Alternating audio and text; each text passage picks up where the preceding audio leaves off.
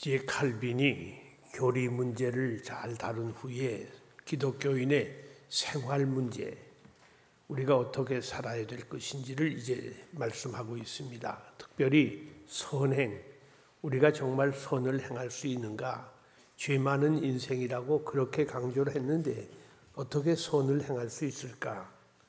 이제 다시 교환을 보시기 바랍니다. 칼빈에 의하면 그리스도인의 생활은 성령의 은밀한 사역에 의해서 이루어진다. 그러니까 우리가 선을 행하거나 믿음을 갖거나 어떤 착한 일을 행할 모든 것은 내가 하는 것이 아니고 성령께서 내 안에서 이루어 주신다. 성령에 의해서 이게 정답이에요.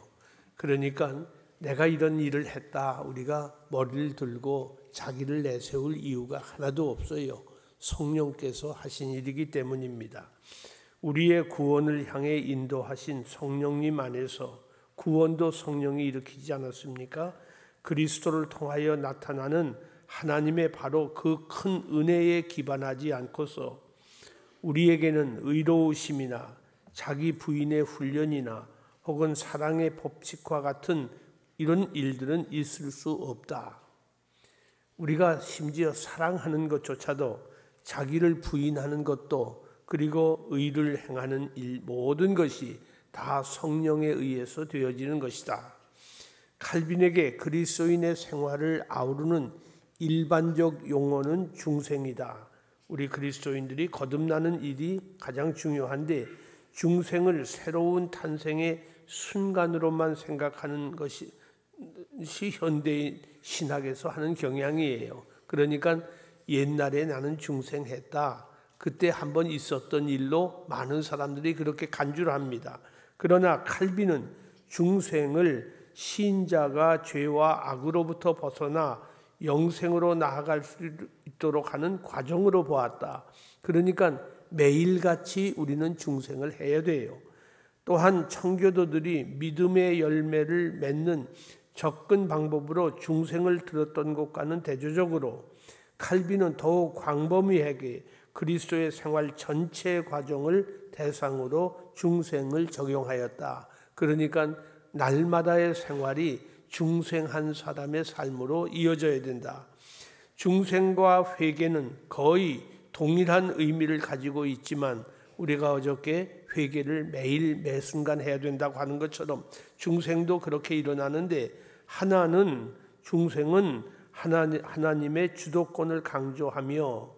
중생은 하나님의 주도권을 강조하며 거듭나게 하는 것은 하나님이 하시지요.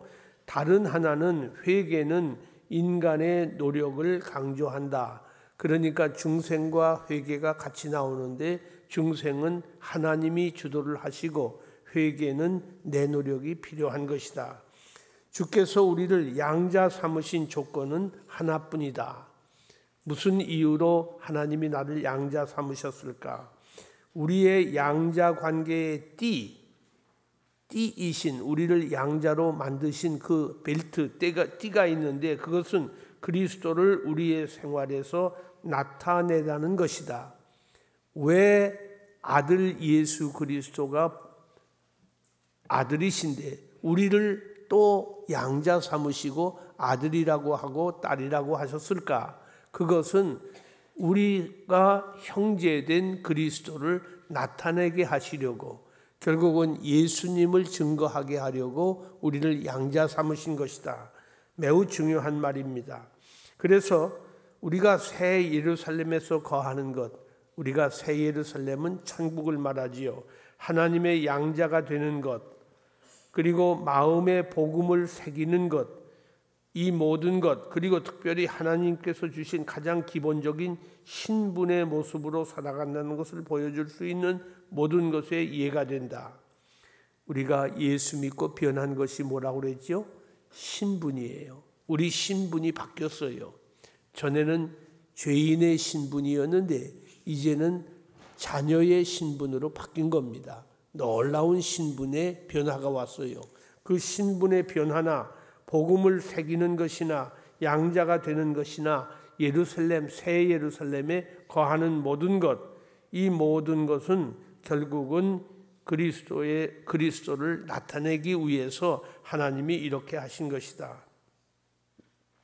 이런 신분을 위해 분투하는 것이 아니라 이런 신분으로부터 분투하는 것이다. 굉장히 아주 묘한 표현이죠. 신분을 위해서, 내가 새 예루살렘 백성이 된 것을 되기 위해서 분투하는 것이 아니다. 이미 새 예루살렘 시민이 되었기 때문에 그 신분으로부터 새 사람으로 내가 분투를 하는 것이다. 아주 놀라운 표현입니다. 그러면 어떻게 우리가 이런 신분의 변화된 모습으로부터 분투를 할 것인가? 칼빈이 아주 강하게 강조한 부분이 있습니다. 간결성과 명확성. 간결성과 명확성. 사실 진리는 항상 단순합니다. 단순한 게 진리예요. 진리는 복잡하지 않아요. 어떤 사람 예수 믿으라고 그러면 굉장히 복잡하게 질문을 많이 하고 의심을 많이 하고 따져보고 굉장히 하잖아요. 근데 진리는 아주 단순한 거예요. 진리는 그렇게 복잡한 게 아니에요. 예수 믿는 사람 복잡하면 안 돼요. 단순해야 됩니다. 간결해야 되고 명확해야 됩니다. 3권 6장에서 두 가지를 칼빈이 강조하고 가르칩니다. 첫째, 우리 마음에서부터 우러나오는 의에 대한 사랑. 우리 마음에서부터 우러나오는 의에 대한 사랑은 거듭난 사람의 마음에서 나오는 의에 대한 사랑. 그리고 둘째, 이 의에 대한 열의를 통해 우리를 인도하는 준칙이다. 여기 의가 뭘까? 이것은 내 의가 아니죠. 여기서 의는 예수 그리스도를 말합니다. 의에 대한 사랑을 깊게 다룬 칼빈은 동기를 강조한다. 항상 우리가 동기를 물어야 되잖아요. 운동장에서 축구를 하던 젊은 아이들이 그만 공을 잘못 차서 유리창을 깨뜨렸습니다. 그때에 두 가지 부류의 질문이 나와요. 그 학교 소무주임 선생님은 임마 돈 물어내. 그러나 담임 선생님은 다친 데 없니? 그걸 물어요. 다시 말해서 이 아이가 고의적으로 유리창에다가 공을 찼다면 그거는 뭐 돈도 물어내야 되고 다 해야겠죠. 벌도 받아야겠죠. 그러나 운동하다가 자기도 원치 않는 일을 그만 실수로 저지른 걸 그걸 그렇게 책임을 물으면 안 되잖아요. 항상 우리는 죄성에 대해서 동기를 묻는 거예요. 하나님은 이 동기를 보십니다. 우리가 어떤 일을 할 때 그 동기가 뭐냐 말이야.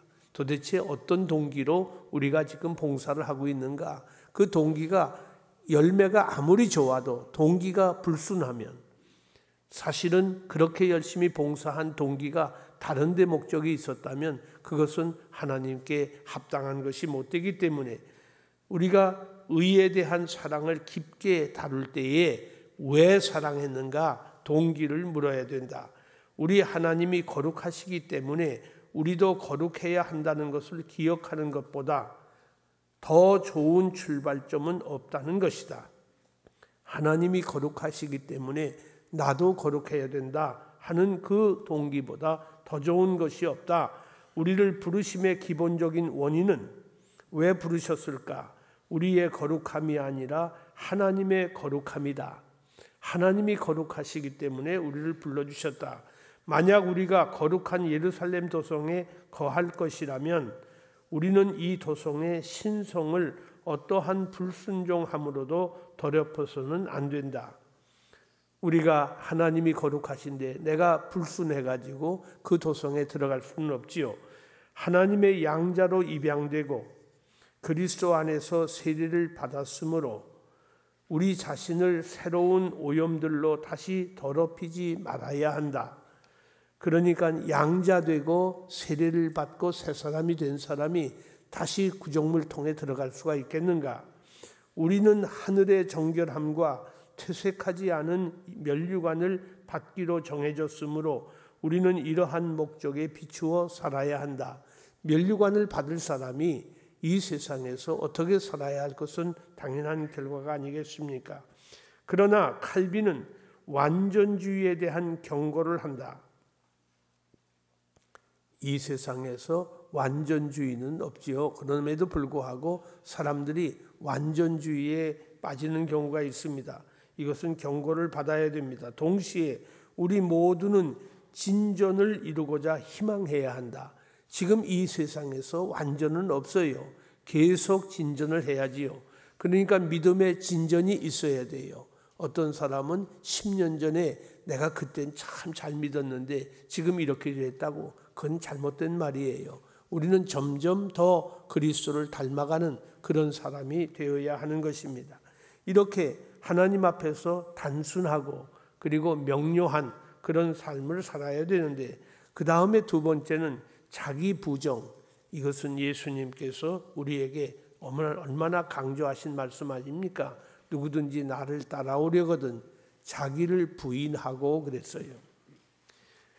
칼빈은 로마서 12장, 오늘 우리가 본문으로 읽은 말씀을 따라서 우리의 신분이 하나님께 속하였음을 강조한다. 우리는 이제는 세상 사람이 아니에요. 하나님께 속한 거예요. 세례를 받았다는 건 무슨 말입니까? 세례를 받았다는 말은 죄 씻기움을 받았다는 표예요. 너는 이 세례를 받음으로 죄가 용서를 받는다가 아니라 이미 죄를 용서받은 사람의 표시예요. 그게 세례입니다. 그러니까 우리는 하나님께 속한 이것을 확실하기 위해서 세례를 받는 거예요. 그 세례가 그렇게 중요한 거 아닙니까? 나는 태어나기를 대한민국에서 태어났으니까 대한민국 시민인 것을 누구도 부인을 못해요. 그런데도 불구하고 주민등록증을 가져야 된다고 말이에요. 주민등록증이 없으면 뭔가 좀 이상한 거 아니에요. 그러니까 확실한 증명이 필요한데 그것이 바로 세례예요. 세례를 받았다 하는 말이 굉장히 중요한 말이 될 수밖에 없는 이유가 여기 있습니다. 우리의 신분이 하나님께 속하였음을 강조한다. 하나님의 소유가 된 우리는 우리의 자율성을 내려놓았으며, 하나님에게 속했는데 내가 아직도 자율적인 존재라고 생각하면 안 되지요. 이걸 내려놓아야 되고 자기를 부정하고 하나님을 섬기게 되어 있다. 자기를 부인하고 하나님을 섬기게 되어 있다. 칼빈은 섬김이라는 말을 통해 하나님 말씀에 순종할 뿐만 아니라 마음의 정욕을 비우고 성령님을 초청하도록 변화하는 것까지 말하고 있다. 자기를 내려놓는 것은 섬김을 위한 것인데 그 섬김을 통해서 순종만이 아니라 정욕을 비우고 성령님을 초청하도록 변화하는, 성령께서 나를 다스리도록 하는 그런 자리까지 가는 것이 섬김이에요. 그런즉 이제는 다 함께 읽겠습니다. 내가 산 것이 아니요 오직 내 안에 그리스도께서 사신 것이다. 그리스도가 내 안에서 주장을 하시는 그런 삶이 바로 성화된 삶이 되겠습니다. 이웃과의 적절한 관계로 우리의 관심사를 칼빈이 인도하고 있습니다. 이웃과는 어떻게 살까? 나는 이 세상에서 나 혼자 잘 살면 돼. 그러면 그건 인간 아니지요. 여러분, 사람이라는 말을 인간이라고 중국 사람이 한문자로 어떻게 썼어요? 사람인자에다가 사이간자를 썼어요. 그러니까 인간은 나 혼자가 인간이 아니에요. 사람과 사람의 사이, 그게 인간이에요. 네가 있을 때 내가 있는 거지 나 혼자는 존재하지 못해요. 그렇기 때문에 인간이 이렇게 다른 사람과의 관계가 아주 중요합니다. 남을 나보다 낮게 여기는 교만이, 다른 사람을 천대하면서 생각하는 이 교만한 마음이 모든 죄의 모태임을 인식했다. 남을 나보다 귀하게 여기라고 그랬지 낮추어 보라고 하지 않았지요. 기독교 강요에서 시종일관 오만함과 공로를 추구하는 우리의 경향을 탐구하고 하나님께로부터 받지 아니한 것은 아무것도 없다는 것을 깨달았을 때에 우리는 남들에게 합당한 명예를 인정할 수 있게 되고 공손하게 존중하며 겸손하게 된다. 내가 받지 않은 게 어디 있어요? 이게 내 것입니까? 내가 지금 가지고 있는 지식과 혹은 모든 인격과 모든 소유물과 모든 시간과 모든 것이 그 내 것이 아니라 그 말이에요. 하나님이 주신 것인데, 그렇기 때문에 다른 사람이 가진 것이 작든 크든 그것도 하나님이 주신 거예요. 그러니까 다른 사람이 가진 것 혹은 다른 사람의 인격을 우리가 존중히 여기는 것, 그것이 마땅한 것이다. 남의 명예를, 합당한 명예를 인정할 수 있게 되고 공손하게 존중하고 겸손하게 되는 것입니다. 그리고 우리가 받은 모든 은사는 우리를 위한 것이 아니고, 다 함께 읽겠습니다. 교회를 위한 것이고 이웃의 선을 위하여 나누어져야 한다고 설명한다. 우리가 가진 모든 것은 나를 위한 것이 아니에요. 교회를 위한 것이에요. 그리고 이웃의 선을 위하여 나누어 주는 것이, 이것이 하나님이 내게 맡겨주신 그런 청직이라 그 말이죠. 우리는 청직이라는 이 개념 속에서 칼빈이 이렇게 해석을 하고 있습니다. 후일 개혁주의 신학의 중심 사상이 된 청지기 개념을 소개하고 있습니다. 청지기 개념, 이것이 얼마나 중요한 칼빈 사상에서 청지기 사상, 이것은 성경에 있는 말씀이지만은 이것이 기독교인의 노동관에도 포함되어 있고 모든 소유권, 재산권에 대해서도 청지기 사상이 들어가야 되는 거예요. 그래서 여러분 한 실례를 들어보겠습니다. 이번에 로잔 3차 대회 케이프타운에서 열리지 않았어요? 약 5,000명, 전체는 5,000명이고 정식 대표는 4,000명이었어요. 거기에 총 예산, 펀드레이스 한 것이, 자금을 이제 여러 나라에서 전 세계적으로 모금을 한 것이 1,500만 달러예요. 1,500만 달러 중에 80%를 한 나라가 냈어요. 그 한 나라가 어디겠어요? 어느 나라 같습니까? 미국이에요. 미국이 지금 교회가 다 망가지고 형편없는 나라가 되고 천대받는 나라가 됐다고 사람들이 도처에서 말하는데 그렇지 않아요. 한국 교회 목소리는 크고 뭐 우리가 제일이라고 떠드는데 희생이 없어요. 우리가 이걸 하나 보면은 간단하게 알 수가 있잖아요. 여기 미국 사람들은 돈을 벌어도 청지기 정신을 가지고 그것을 나누어 줄 줄 알아요. 필요할 때 그걸 내놓을 줄 알아요. 그 사람들이 돈이 많아서 내놓는 거 아니에요. 우리 6.25 때에 우리보다 그분들이 지금 잘 살은 게 아니에요. 죄송합니다만은 제가 유학 가던 그 해에 지금 도표를 보니까 미국의 GNP가 10,000불밖에 안 되더라고요. 그런데도 그렇게 많은 전 세계를 도왔어요. 우린 지금 20,000불, 30,000불 시대에 지금 접어들고 있는데 아직도 내놓지 않잖아요. 국가적으로 우리가 다른 나라를 돕는 것에 대해서 가장 OECD 국가에서 낮은 수치를 가지고 있지 않습니까? 우리 이명박 대통령 당선될 때 우리 교회에서 어떤 일을 했습니까? 그 후보자들 다 불러가지고 여기서 다 강연하게 하지 않았어요? 강연한 다음에 질문을 했습니다. 그때 제가 이명박 대통령에게 그런 질문을 했어요. 당신이 하나님의 은혜로 청와대에 가서 주인 노릇을 하게 된다면 가난한 나라, 불쌍한 나라들에 대해서 몇 퍼센트 예산을 가지고 우리가 도와줄, 지금 우리가 통계를 제가 그때 설명했습니다. 이것밖에 안 되는데 이거 부끄럽다고 생각 안 하십니까? 아, 그렇습니다 하고 왔는데 이번에 G20에서 역시 가난한 나라에 대해서 우리가 도와줘야 되겠다고 하는 얘기를 누가 했어요? 참으로 놀라운 일이에요. 그렇기 때문에 우리는 기독교인들이 청지기 정신을 갖는 것이 그렇게도 중요합니다. 내가 잘 사는 것이 문제가 아니에요. 내가 뭐 호의호식하는 것이 중요한 것이 아니라 신학적으로 개혁주의 신학의 중심 노동관은 청지기 사상에서부터 나오는 거예요. 고린도전서 13장의 사랑에 대한 내용과 육신에 대한 은유를 사용하여 이웃을 먼저 생각해야 할 필요성과 그들의 유익을 위해 우리의 은사를 사용하는 것에 대한 상기시키고 은사까지도 이웃을 위해서 사용해야 되고 우리에게 도움이 될 때에도 우리가 누리는 유익의 중요도도 이웃의 유익 다음으로 생각되어야 한다. 이웃의 유익이 먼저다. 즉 모든 것이 사랑의 법칙의 영향력 아래 있는 것이다. 이것이 우리의 삶의 모델이 되는 것입니다. 우리는 우리의 관대함이 하나님을 유익하게 한다는 어리석은 생각을 하지만 내가 헌금을 많이 내면 하나님께 유익하다라고 생각할 수가 있어요. 그러나 우리의 은사를 성화되게 하시는, 은사를 창조하신 하나님이 우리에게 은사를 허락하시는 것이다. 이렇게 주신 것을 나눌 수 있는 그런 은사도 하나님이 주시는 거예요. 실제로 우리는 적들을 유익하게 하기 위해서 부르심을 받은 것이다. 적들을 유익하게 하기 위해서 부르심을 받은 것이다. 하나님께서는 모든 죄악을 대속하셨기 때문에 우리는 적들의 악한 의도가 아닌 그들 속에 거하시는 아름답고 존귀하신 형상들을 볼 수 있어야 한다. 칼빈은 십계명을 방대하게 다룬 내용에서 주기도, 사도신경, 십계명을 일일이 다루었어요.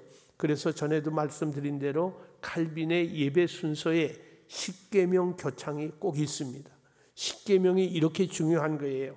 그 십계명을 방대하게 긴 내용으로 다루는 가운데 그 내용에서 우리 이웃의 신원과 그가 누구이든 간에 그의 존엄성을 항상 귀하게 할 필요성을 언급하고 있습니다. 우리가 사랑의 감정에 있어, 남을 사랑한다고 할 때 감정에 있어 모든 족속을 구분짓지 않고 포용해야만 모든 이가 인간이 아닌 하나님 안에 있음을 볼 수 있다고 주장합니다. 영어에서 discrimination이라는 말을 하면 미국 사회에서는 꼼짝을 못해요. 다시 말해서 넌 날 차별 대우한다 그러면 그건 법적으로 그냥 그대로 걸려 들어가는 거예요. 그 차별 대우라는 말이 미국 사회는 아주 무섭습니다. 그 흑인들이 차별 대우를 받는다고 말을 하면은 그땐 그 한 사람은 별 수 없이 걸려가는 거예요. 그렇기 때문에 이 차별 대우가 무서운데 우리가 다른 사람을 사랑할 때에 차별하지 말고 족속을 구분하지 말고 모든 이가 인간이 아닌 하나님 안에 있음을 우리가 생각하고 그 사람들을 사랑해야 될 것이다. 진정한 사랑이란 자신으로 하여금 우리를 필요로 하는 사람이 있는 곳으로 찾아가는 것이다. 나를 필요로 하는 사람을 향해서 찾아가는 것, 그것이 사랑이다. 칼빈은 하나님의 도덕법과 자연법과의 관계를 설명하고 종종 자연법을 우리 양심의 중심이라고 한다. 자연법, 도덕법이 있잖아요. 도덕법은 나라마다 달라요. 어떤 사람은 도덕은 전 세계가 동일하다고 생각하는데 그렇지 않아요. 지금 가령 예를 들어서 아프리카의 어떤 나라에서는 장례식을 할 때에 부모를 땅에 묻질 않고 화장하질 않아요.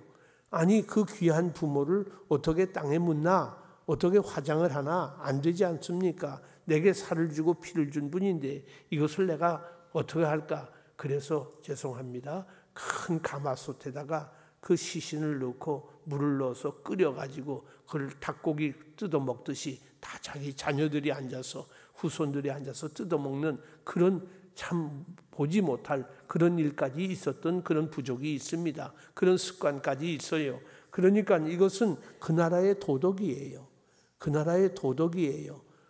그 나라의 도덕은 시간과 공간에 의해서 변할 수 있어요. 달라질 수 있어요. 그러나 윤리는 인간이 마땅히 해야 하는 그러니까 그건 무센이에요. 그건 오투예요. 마땅히 꼭 해야 하는 것이 윤리예요. 그는 동서고금을 막론하고 이 윤리의 단계에서는 함께 가야 할 것입니다. 그런데 그 윤리의 단계에서 많은 사람들이 자연법을 무시하는데 이 자연법이 우리 양심의 중심이 되는 거예요. 양심은 참 자유함의 조건을 규정하고 있지만 율법의 의무조항에 내재되어 있는 개념이다. 따라서 먼저 심판의 개념이다. 양심은 심판의 개념이 있어요. 여러분 어린아이들이 집에서 엄마가 하지 말라고 하는 것을 했을 때 이건 누가 했니? 그러면 얼굴 빨개지고 금방 왁 하고 울어버려요. 왜 그럴까요? 양심이 있거든요. 그 양심이 심판이에요. 심판을 하기 때문에 얼굴이 벌써 빨개지고 그 다음에 참지 못하고 울음을 터뜨리고 맙니다. 선한 양심은 우리 마음에 내적인 고결함이다. 어떤 인간이 세운 법칙보다 하나님의 말씀이 우리 양심을 지배하기를 열망한다. 그런데 양심을 누가 지배하느냐가 중요하잖아요. 말씀이 지배를 해야지요. 칼빈에게 양심은 우리 모두의 마음에 새겨져 있는 내적인 법이며, 어떤 면에서는 저 두 돌판은 이것은 십계명을 말하지요. 십계명이 두 돌판에 새겨져 있지 않습니까? 두 돌판으로부터 배울 수 있는 것과 동일하다고 주장한다. 십계명이 두 돌판이라는 말이 성경에 있는데, 두 돌판은 1계명부터 4계명까지 한 돌판에, 그리고 5계명부터 10계명까지 또 한 돌판이라는 이론이 있고, 또 하나는 투 카피, 10계명이 한 돌판에 완전히 새겨져 있고 또 한 카피가 또 한 데 새겨져 있고, 두 개의 돌판이라고 두 카피를 주셨다고 말하는 그런 학자들도 있습니다. 그런데 이 두 돌판보다 거기서 배울 수 있는 것과 동일한 것이 양심으로부터 배우는 거예요. 우리는 다른 이를 돕기 위해 태어났다는 세네카의 말을 지금 칼빈이 인용하는데, 이 세네카의 관용론이라는 책을 칼빈이 기독교 강요를 저술하기 전에 먼저 저술을 했어요. 관용론의 주석이라는 그런 아주 굉장한 책을 썼는데, 거기 주석을 할 때 거기서 우리는 다른 이를 돕기 위해 태어난 것이다 라고 하는 세네카의 말을 성경에서 말한 말씀과 같이 인용을 하고 있습니다. 우리의 권리 포기는 하나님 의지의 온전한 수용과 협력한다. 우리의 허영심과 자만심에 대한 악한 갈망이 오로지 하나님 안에서만 얻을 수 있는 참된 행복을 우리로부터 빼앗아 간다고 맹렬히 비난한다. 우리의 연단 과정은 혹독하지만 결국에는 명예와 부는 비참한 결과를 불러올 것이고, 명예와 부는 비참한 결과를 불러올 것이고, 낚시를 해보셨어요? 물고기가 저걸 물으면 우리 할아버지도 죽었고 할머니도 아버지도 어머니도 다 죽었는데 그걸 알면서도 또 무는 거예요. 쥐새끼 쥐 덫에 걸리는 것도 마찬가지죠. 우리 인간도 마찬가지예요. 명예와 부는 사실은 비참한 결과를 불러일으킬 수밖에 없어요. 하나님께로 버려지는 것은 축복을 가져올 것이다. 우리는 하나님께로 버려져도 하나님께로 버려져야 합니다. 칼빈은 근면함과 성실함을 권장한 것은 사실이지만 칼빈주의에서 근면성 그리고 성실성이 권장되고 있어요. 이것들이 확실한 부의 창출과 동일시한 적은 없다. 근면하니까 부자가 되고 그런 그런 동일시로 되진 않아요. 칼빈은 재물을 통한 위안을 갈망하는 것을 엄격하게 경고한다. 재물로 위안이 오는 것이 아닙니다. 가치 있는 자와 가치 없는 자 모두에게 상처를 주는 맹목적인 부를 신뢰하지 말고 대신에 우리를 풍요롭게 하거나 가난하게 하실 수 있으며 항상 정연하고 공정하신 하나님 한 분만 신뢰할 것을 권고한다. 그러니까 돈을 가진 사람은 돈을 신뢰하잖아요. 돈을 자랑하고 돈을 의지하려고 그래요. 그러니까 그것이 때로는 우리를 비참하게 만듭니다. 그보다는 그것을 주시기도 하고 끊기도 하시는 하나님을 신뢰하라는 것입니다. 그리고 이제는 이렇게 자기를 부인하는 동시에 고통에 대한 문제를 또 설명합니다. 1절에서 3권 8장 1절로 6절에서는 십자가를 주제로 고통을 설명해요. 이것은 이전 주제였던 자기 부인에서 연결됩니다. 이후 칼빈은 박해에 대해 그 뒤에는 성경적 접근과 철학자들의 접근을 비교하고 있어요. 이 사실을 이해하기 위해서 칼빈 자신이 삶에서 실제로 큰 고통을 겪었다는 사실을 우리가 염두에 두고 읽어야 해요. 칼빈은 자기가 병에 시달리고 혹은 고통을 당했다는 말은 기독교 강요에서 한 줄도 없어요. 한마디도 없어요. 자기에 대한 얘기는 일체하지 않습니다. 지금부터 괄호로 넣은 이 말은 그의 친구들에게 보낸 서신이나 혹은 그런 작다한 글에서 나온 것이지 결코 칼빈의 기독교 강요에서는 자기에 대한 얘기를 하질 않아요. 칼빈의 질병, 그건 뭘까 하면 대개는 불면증, 담석, 폐결핵. 그 당시 폐결핵은 이거는 불치병이에요. 오늘 암보다도 더 무서운 겁니다. 그리고 아들이 미숙아로 태어나 몇 달 만에 사망을 했어요. 아주 고통을 당했죠. 칼빈은 결혼을 했을 때에 미망인, 그러니까 한 번 결혼하고 남편이 죽은 여자와 결혼을 했어요. 그래서 칼빈이 부인, 그 이름이 이델레트인데 이델레트는 만성적으로 앓다가 처음부터 그냥 계속 병만 앓았어요. 결혼 후 9년이 되기 전에 죽었습니다. 그러니까 9년 동안 결혼 생활도 못하고 부인이 죽었어요. 그러니까 상당히 칼빈의 인생은 아주 고난의 역속이었습니다. 생애 가장 친한 친구의 죽음, 비난을 많이 받고 칼빈에 대해서 제네바가 얼마나 비난을 했는지 나중에는 제네바시에서 축출을 했어요.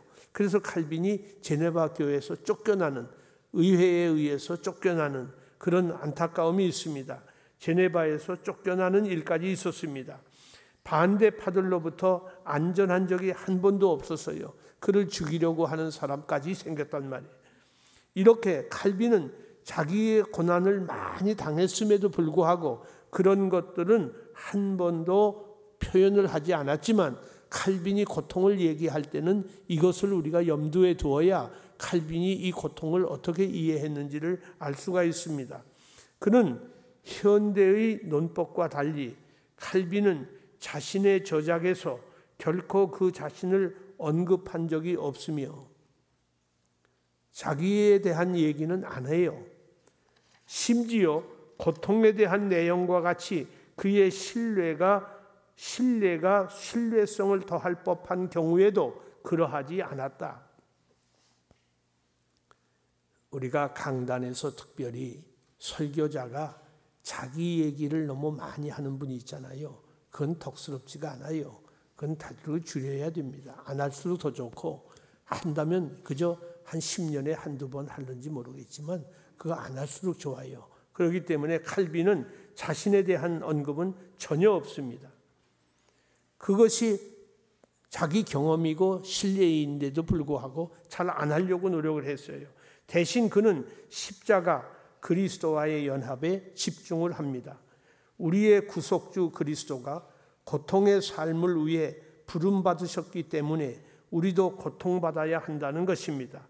실제로 그의 삶은 영원한 십자가 그 이상도 그 이하도 아니었다. 칼빈은 고통도 축복이며 우리의 구원을 속히 얻는 데 도움이 됩니다 라고 말을 해요.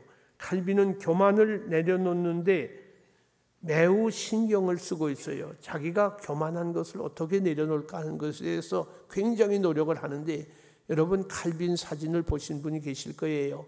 칼빈의 얼굴이 사진으로 보면은 이거는 그 예리함, 이루 말할 수 얼마나 말랐는지 그냥 뭐 피골이 상접한 그냥 콧만 나와 있고 아주 눈만 보이지 사람이 보이지 않을 정도로 그렇게 된 그 칼빈 얼마나 예민한 날카로운 정말로 이 세상에서 그런 사람도 있을까 할 만큼 날카로운 인상을 주고 있습니다.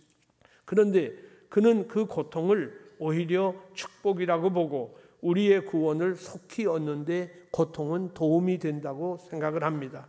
칼빈은 교만을 내려놓는 데 매우 신경을 쓰고 있다. 그리스도의 고통은 아버지께 순종하기 위한 단 한 가지 목적이 있으며 고통을 당하신 이유는 순종하기 위한 고통이다. 우리의 고통은 다양한 목적이 있는데 특히 우리의 자만심을 억제하기 위한 것이다. 왜 하나님이 내게 고난을 주셨는가? 이 고난이 없으면 나는 자만에 빠져요. 설만에 빠져요. 교만에 빠지는 거예요. 그래서 하나님께서 나도 모르는 사이에 고난을 주시어서 무릎을 꿇게 하고 손을 들게 하고 용서를 구하고 거기에서 항복을 하게 하는 것입니다. 우리가 참으로 겸손할 때에야 우리는 주님의 이름을 진실로 부를 수 있으며 우리의 능력이 아닌 하나님의 능력 안에 세워질 수가 있습니다. 내 능력에 발을 딛고 일어서는 것이 아니라 하나님 능력에 모든 것을 의지하는 거예요. 인내와 순종은 3권 8장 3절로 6절에서 길게 다루고 있습니다. 자기 기반을 십자가에 두고 얼마나 많은 선한 것들이 이 죽음의 도구를 통해 발생하는지를 보여줍니다. 십자가를 통해 우리는 소망을 얻었습니다. 십자가를 통해 아브라함 같은 인내를 배웁니다. 십자가를 통해 하나님께서 허락하신 우리의 선함이 활기를 얻고 십자가를 통해 순종을 배웁니다. 십자가를 칼빈은 약에 비유했어요. 병든 사람 약을 먹어야 하듯이 십자가를 봐야 합니다. 본질적으로 자기 만족으로 인해 의지 박약이 되었고 우리를 건강하게 하시고자 주님은 십자가를 지시고 우리에게 나오십니다. 십자가는 징벌의 도구로 묘사하고 우리는 주님의 친절하심을 알 수 있습니다. 신자의 징계는 회개케 합니다. 그러니까 우리가 징계를 받음으로 회개가 온다. 내가 그렇지 않으면 회개를 안 하잖아요. 그러니까 회개가 징계를 통해서 오게 되는, 그러니까 이게 복이라고 그러는 겁니다. 의를 위한 박해는 특이한 위로가 옵니다. 의를 위한 박해를 받는 사람들, 가령 공산당 세상에서 혹은 모슬렘 국가에서 예수 믿기 때문에 핍박을 받는 그런 사람들은 특별한 위로가 필요합니다. 그것을 축복의 개념으로 보기 때문입니다. 나를 위하여 핍박을 받는 자는 복이 있나니. 그랬죠? 그러니까 예수님께서 하신 말씀대로 의를 위한 핍박을 받는 것이 복이다. 가난, 망명, 모욕, 투옥, 망신, 죽음, 의를 위해서 이런 것들이 오는 것은 복이 되는 것이다. 만일 집에서 쫓겨났다면, 예수 믿기 때문에 쫓겨났다면 더욱 친밀하게 하나님의 가족 일원이 될 수 있게 된다. 만일 망신을 당했다면 최악의 형태 중 하나지만 그것도 그리스도의 부르심이기 때문에 비난 속에서 위로를 취할 수 있다.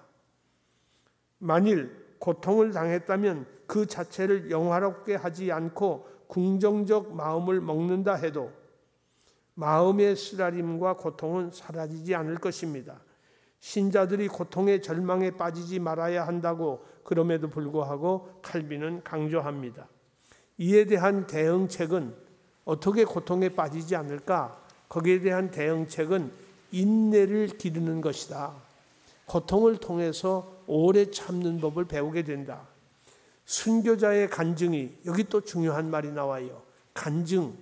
간증하는데 특별히 순교자의 가족들이 내가 이렇게 어려움을 이기고 나는 죽기까지 했습니다 하는 그 간증이 성경의 신뢰도를 세우는데 중요하지만, 성경이 이 의를 위해서 핍박을 받는 자는 복이 있다는 것을 신뢰하게 하는 데는 중요한 설명이 되지만, 그리스도 피만이 우리 죄를 대신하기 때문에 과도하게 순교자를 영화롭게 하는 것을 조심해야 한다.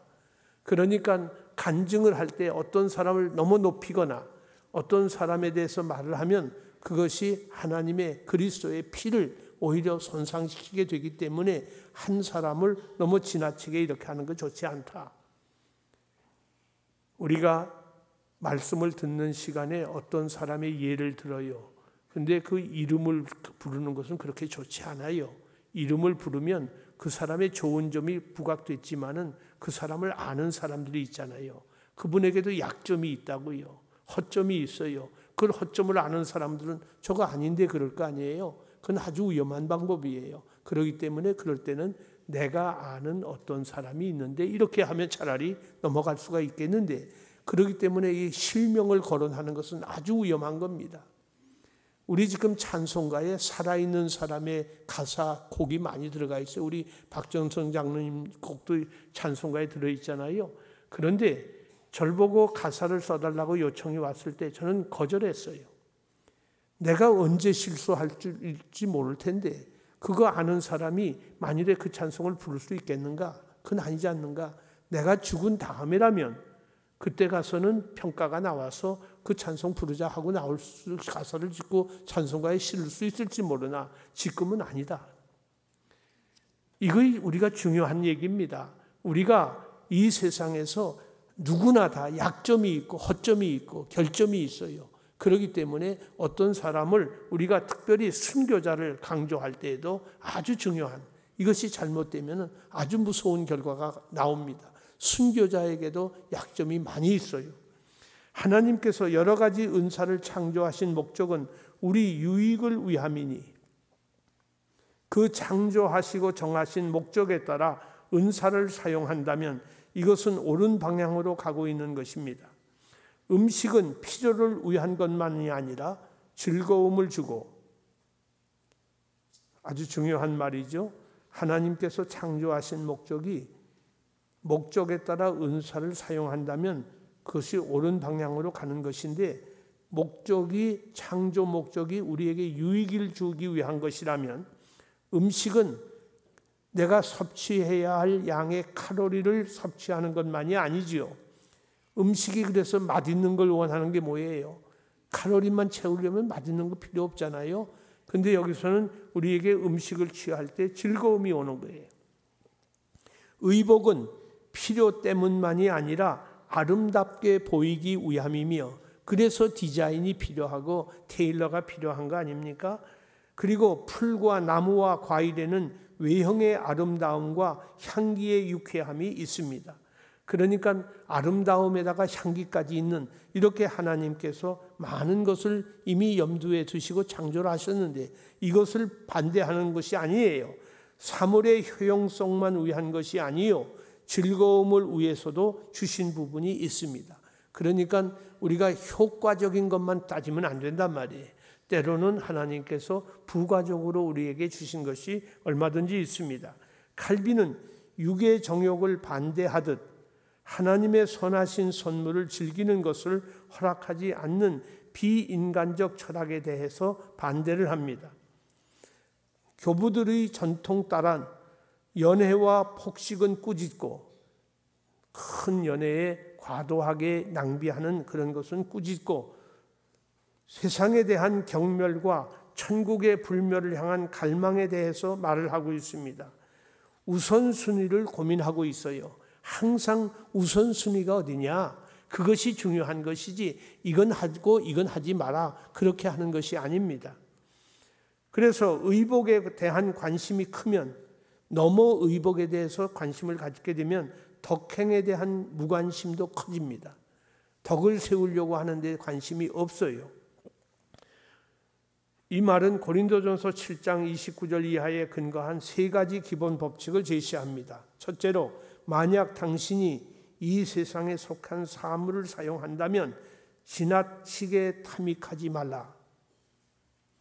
당신이 가난하게 살게 되어 있다면 그것을 인내하라. 우리가 계산해야 할 대상이 있다면 우리에게 절제를 요구하시는 하나님이심을 기억하라. 내가 갚아야 할 것이 있는데 내가 하고 싶은 거 다 하면 되겠어요? 그는 소명에 대해 말하면서 우리를 지키는 망루 곁에 머무르며 생각 없이 삶 속에서 방황하지 말아야 하며 압제자를 시행하는 일을 금할 것을 말합니다. 압제자를 시해하는 일을, 나를 압제한다고 그를 죽여버리는, 시해하는 그런 일은 금한다. 소명에는 우열이나 귀천이 없다. 소명에는 우열이나 귀천이 없다. 장관으로 부름을 받은 사람은 높고 과장으로 부름받는 사람은 낮고 그런 말이 아니에요. 소명에는 우열과 귀천이 없다. 여기 집을 짓는데 큰 기둥만 있는 게 아니잖아요. 작은 못도 필요한 것처럼 귀천이 없다. 여기서 칼빈주의의 캐피탈리즘, 자본주의 이론이 나오고 모든 것이 생겨져요. 폭군의 손으로부터 국가를 해방하는 것은 고귀하다. 그러니까 우리가 혁명을 해도 되느냐 하는 질문이 나오는데 나중에 정부에 대한 이해가 나올 때 그게 설명이 됩니다만은 폭군의 손에서 해방을 시키는 것, 이건 당연하다. 그러니까 북한 저 폭군 앞에 지금 시달리고 있는 저 백성들을 구원시키는 것은 마땅히 크리스찬이 해야 할 일이에요. 우리의 짐을 하나님이 지워주신 것임을 안다면 아무리 낮고 천한 일이라도 그것을 소명으로 알고 순종하면, 내게 하나님이 명령하신 것을 낮다고 천하다고 힘들다고 그것을 팽개치지 말고 그것을 소명으로 알고 나를 부르신 이유로 알고 순종하면 하나님 보시기에는 빛날 것이며 귀한 것으로 인정받게 될 것이다. 이 복을 받고 누리시는 우리 모두가 될 수 있기를 간절히 소원합니다. 하늘이